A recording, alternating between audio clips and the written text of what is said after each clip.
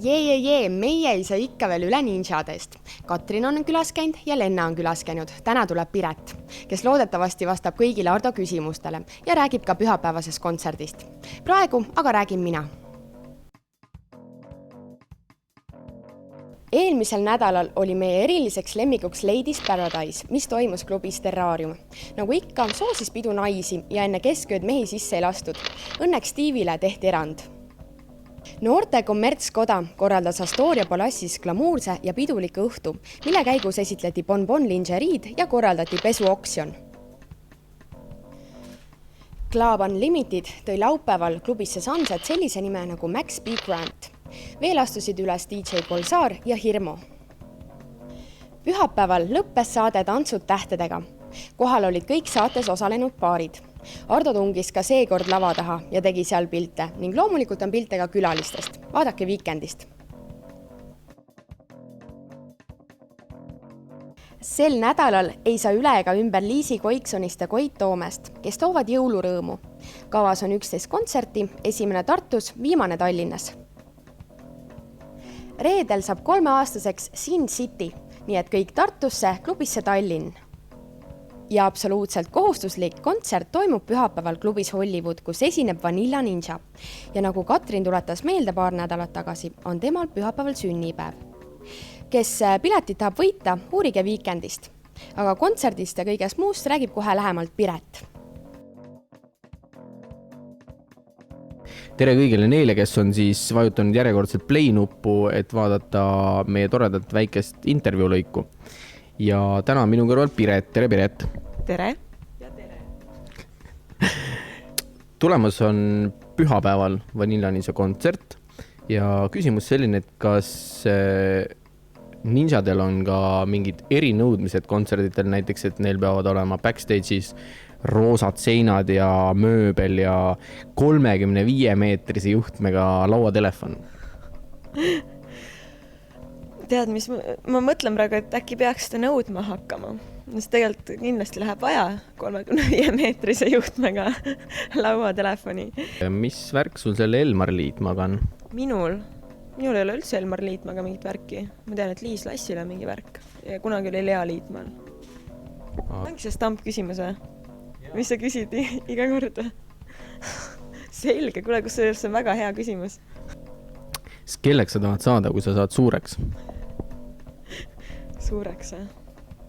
Ma loodan, et ma ei lähe kunagi liiga suureks.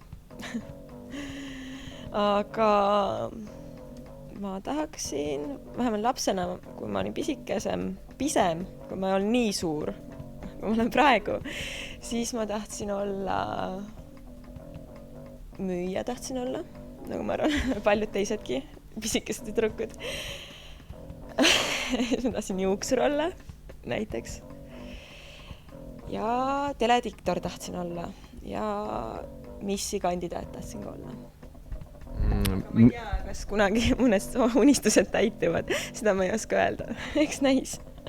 Aga kelleks sa praegu tahad saada, kui sa suureks saad? No, ma ütlen... Tegelikult on vahepeal prioriteedid ja ambitsioonid on muutunud. Praegu ma mõtlen, tegelikult ma olen juba suur. Ma ei lähe enam suuremaks. Kindel? No ma ei tea, aga kuna ma sporti ei tee, siis veel seda enam ei tea.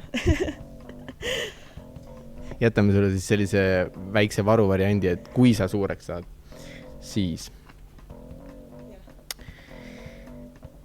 Ja et ei oleks niisugust suurt ebavõrdsust, et ainult mina küsin, siis harukordne võimalus on sul minu käest ka midagi küsida. Kus on taas sigima hakanud Euroopa naaritsed? Õige vastus on Hiiumaal. Õige. Väga õige. Meil on nüüd käinud siin nii Lenna kui Katrin ja teil kõigil 3 on olnud peas mütsid. Millest see tuleb? Kas te kardate külma? On see millestki keerulisemast? Kõik kaldume kiilaspäisusele. Ma olen viimasel ajal mitmeid kordi olnud sunnitud pildistama siin mingisuguse noormehega, et kes see selline tegelane sul on seal? See ongi Elmar. Nüüd me jõudsime siis asjani.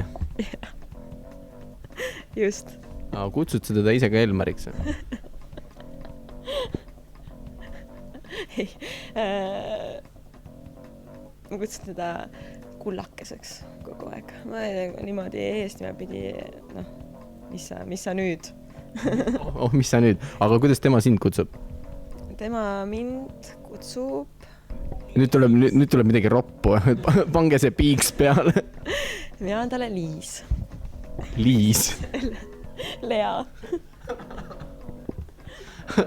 Aga siis on ju komplekt on koos selles mõttes, et me oleme jõudnud lõpuks saladuse jälile, et kes on Liis ja kes on tegelikult Elmar. Okei, ja lõpetuseks nüüd, kus ma olen täiesti pahviks löödud, küsime siis Liisilt ka ühe küsimuse, et sa esitaksid vaatajatele sellise küsimuse, millele sa pärast ise ütled ehk ka, mis sa näiteks auhinnaks välja pakud. Jah, võtaks väikese pausi. Reklaamipaus tuleb. Reklaam.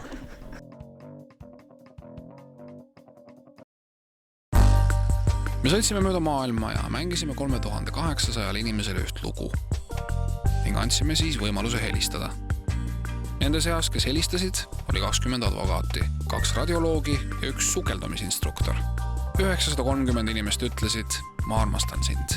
407 helistasid oma partnerile. Mõned rääkisid sõpradega. Nüüd enamus kasutas oma kõne selleks, et helistada koju. Muusika paneb rääkima. Nokia.